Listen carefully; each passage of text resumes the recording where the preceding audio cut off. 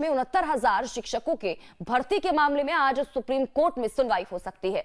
Supreme court में UP सरकार ने, आपको बता दें कि मजबूती से वो अपना पक्ष रखेगी।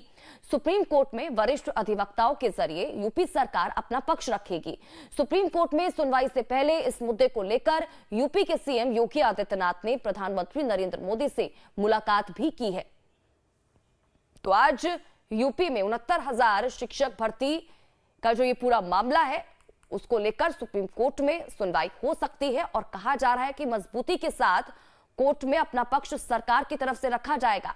इससे पहले आपको बता दें कि यूपी के सीएम योगी आदित्यनाथ प्रधानमंत्री नरेंद्र मोदी से उन्होंने मुलाकात भी की और पूरे मामले को लेकर डिस्कशन प्रधानमंत्री नरेंद्र मोदी के साथ हुआ सीएम का। तो शिक्षक भर्ती पर सुप्रीम सुनवाई हो सकती है आज।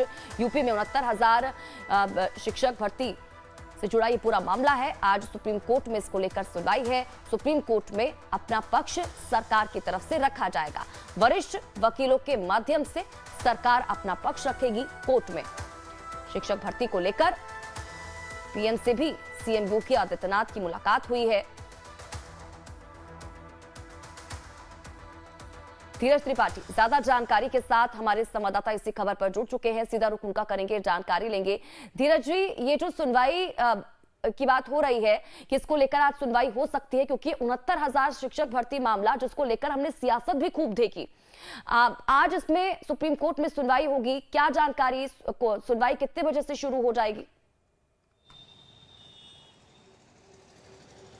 देखिए, आज सुप्रीम कोर्ट में 69,000 शिक्षक भर्ती से जुड़े विषय पर सुनवाई होनी है। पहले इस मामले की सुनवाई 15 नवंबर को हुई थी, लेकिन सुप्रीम कोर्ट के स्तर पर यह सुनवाई अब 12 नवंबर को होगी। जस्टिस दीपांकर व जस्टिस प्रशांत कुमार की बेंच में इसकी सुनवाई होगी और राज्य सरकार की तरफ से भी सुप्रीम कोर्ट में इस पूरे विषय पर फैसला, अपना पक्ष रखा जाएगा।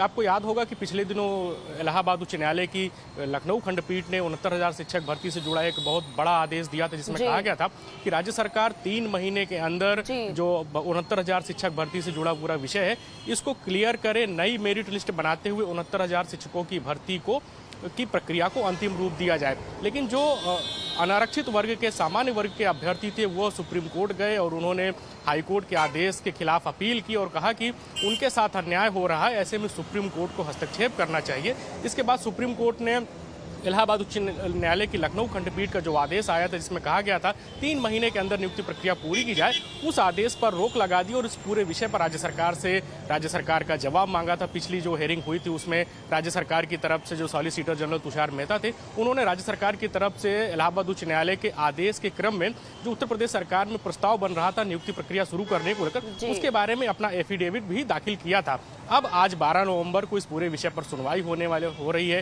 राज्य सरकार की तरफ से भी पक्ष रखा जाएगा। 69,000 शिक्षक भर्ती में जो आरक्षित वर्ग और अनारक्षित वर्ग के अभ्यर्थी हैं, उनकी तरफ से भी पक्ष रखा जाएगा। जस्टिस दीपांकर कुमार व जस्टिस प्रशांत कुमार की बेंच में इस पूरे विषय पर सुनवाई हो रही है और निश्चित रूप से आज इस पर एक कोई बड़ा आदेश आ सकता है। पिछले 7 वर्षों से उत्तर प्रदेश में 69,000 शिक्षक भर्ती तमाम तरह के विवादों में फंसी हुई है और इसको लेकर पिछले कुछ समय से लगातार सियासत भी देखने को मिल रही है। राजनीतिक दलों की तरफ से भारतीय जनता पार्टी की सरकार पर हमलावर होने के तमाम तरह के गंभीर आरोप भी देखने को मिल रहे थे।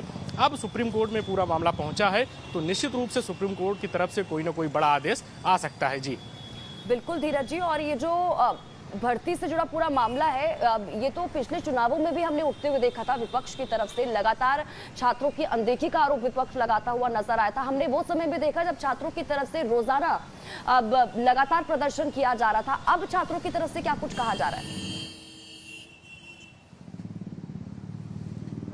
देखिए, लोकसभा चुनाव हो या उससे पहले उत्तर प्रदेश में जो विधानसभा चुनाव हुए थे, उसमें 69,000 शिक्षक भर्ती का एक बहुत बड़ा राजनीतिक विषय था और इसको लेकर भारतीय जनता पार्टी को 2024 के लोकसभा चुनाव में काफी सियासी खामियाजा भी भुगतना पड़ेगा। बीजेपी के स्तर पर जो फीडबैक मिला लोकसभा चुनाव में हार के कारण को लेकर, उसमें उसको यह फीडबैक मिला कि 69,000 शिक्षक भर्ती, भारतीय जनता पार्टी की जो सांसदों की संख्या कम हुई है, उस पर काफी नुकसान हुआ है। वहीं 69,000 शिक्षक भर्ती की तरफ से पिछले कुछ समय में राजधानी लखनऊ में राज्य सरकार के जो मंत्री हैं, उप मुख्यमंत्री हैं, उनके आवासों के बाहर प्रोटेस्ट किया जा रहा था।